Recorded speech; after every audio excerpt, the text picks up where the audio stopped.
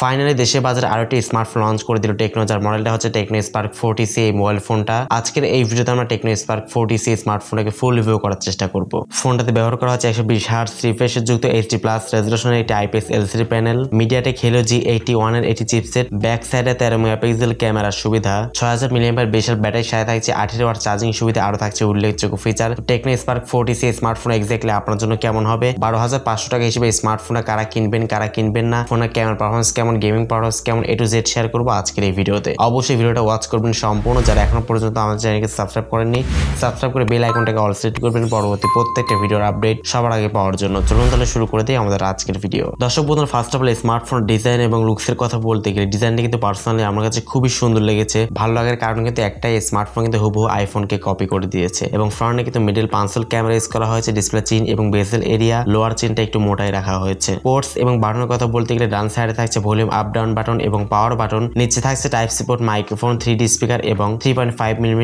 Headphone Jack. ভালো ব্যাপার যে কোম্পানি এখানে 3.5mm হেডফোন জ্যাকটা ইনক্লুড করে দিয়েছে। ফোনটার ডিসপ্লে সেকশনে কথা বলতে গেলে ডিসপ্লেতে আপনারা পেয়ে যাচ্ছেন 6.67 ইঞ্চি সাইজের একটি HD+ রেজোলিউশনের IPS LCD প্যানেল, সাথে থাকছে 120Hz এটি রিফ্রেশের সুবিধা, 700 নেট স্পিক ব্রাইটনেস সুবিধা পাচ্ছেন স্মার্টফোনটাতে এবং কোর্নিং গোরিলা গ্লাস একটা প্রোটেকশন পাচ্ছেন।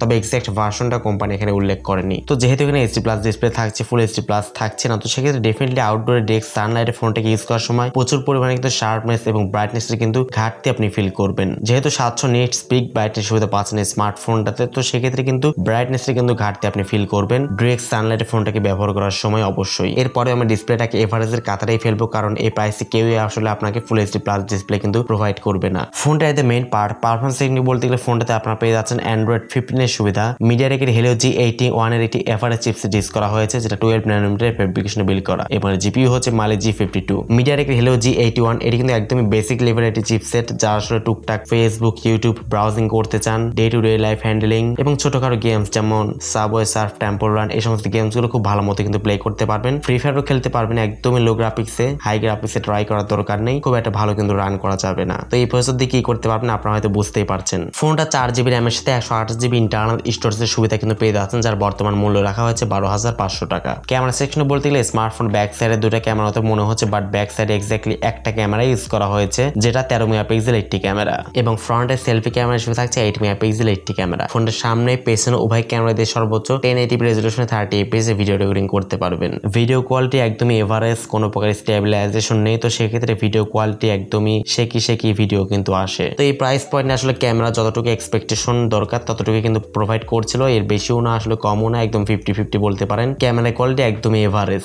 এছাড়া ফোনটাতে অ্যাজ ইউজুয়াল যে সমস্ত বিষয়গুলো যেমন লাউড স্পিকার, 3.5mm হেডফোন জ্যাকের পাশাপাশি USB Type-C পোর্ট সুবিধা পাচ্ছেন এবং স্মার্টফোনতে 64 এর সুবিধা পাচ্ছেন IP রেটিং। তো সেক্ষেত্রে কিন্তু টুকটাক বেঁচে ছিঁড়ে ফোটা এবং ধুলাবালিকে খুব ভালো মতো কিন্তু প্রোটেক্ট করতে পারবে, তবে বেশি পানির নিচে আসলে না চবানোটাই ভালো হবে। তো অ্যাটলাস ফোনের ব্যাটারি সেকশনে কথা বলতে গেলে ফোনটার ব্যাটারিতে ইউজ করা হচ্ছে 6000 mAh এটি ম্যাসিভ ব্যাটারি সেটআপ এবং 18 ওয়াট চার্জিং সুবিধা। এটাই হচ্ছে সবচেয়ে গুড পয়েন্ট যে স্মার্টফোনের বাজেটের মধ্যে 6000 mAh massive battery setup provide করেছে, যেটার মাধ্যমে কিন্তু খুব ভালো পরিমাণে একটি চার্জ ব্যাকআপ কিন্তু এখান থেকে আপনারা ডেফিনেটলি পেয়ে যাচ্ছেন। 18 ওয়াট চার্জারটি না দিয়ে 45 ওয়াট দিলে অবশ্যই আরেকটু বেশি ভালো হতো। টেকনো স্পার্ক 40 Pro স্মার্টফোনে কিন্তু 45 ওয়াট চার্জার কিন্তু প্রোভাইড করেছিল, চার্জার ওয়াটটা কিন্তু অনেকটাই কম হয়ে গেছে, একটু বেশি ওয়াট দিলে ফাস্টলি চার্জ করা যেত। টেকনো স্পার্ক 40 Pro স্মার্টফোন বর্তমান প্রাইস রাখা হয়েছে 128GB র্যাম ভ্যারিয়েন্টটা 12,500 টাকা। তো 12,500 টাকা হিসেবে আসলে এই ফোনটা কারা কিনবেন না, যারা আসলে খুব একটা বেশি গেমিং করবেন না, টুকটাক নেট ব্রাউজিং করবেন, ইউটিউব কন্টেন্ট ওয়াচিং করবেন, সোশ্যাল মিডিয়াগুলো হ্যান্ডেলিং করবেন এবং টুকটাক সাবওয়ে সার্ফ, টেম্পল রানের মতো গেমসগুলো প্লে করবেন, তারা কিন্তু স্মার্টফোন কিনতে পারেন। অথবা যারা একটা ভালো ফোনের পাশাপাশি আরো একটা সেকেন্ডারি ডিভাইস হিসেবে একটি ভালো মানের স্মার্টফোন কিনতে চান, খুব একটা বিশাল চাপ ফেলবেন ওই ফোনের উপর, তারা কিন্তু টেকনো স্পার্ক 40C স্মার্টফোনে কিনতে পারেন। আর যারা চিন্তা করছেন যে 12,500 টাকার মধ্যে একটি ভালো মানের ক্যামেরাওয়ালা স্মার্টফোন আপনি কিনবেন, বেশি পরিমাণে গেমিং করবেন, ফ্রি ফায়ার খেলবেন হাই গ্রাফিক্সে, তাদের জন্য কিন্তু এই স্মার্টফোনটা একদমই না। আই হোপ যে আপনার বিষয়টা ক্লিয়ার যে অ্যাকচুয়ালি স্মার্টফোনে কারা কিনবেন এবং কারা কিনবেন না। তো 12,500 টাকা হিসেবে স্মার্টফোন এক্স্যাক্টলি আপনার কাছে কেমন লাগলো অবশ্যই কমেন্ট সেকশনে আপনার মূল্যবান মতামত জানাতে একদমই ভুলবেন না। তো আজকের মতো এই পর্যন্তই। আল্লাহ হাফেজ, আসসালামু আলাইকুম ওয়া রাহমাতুল্লাহ।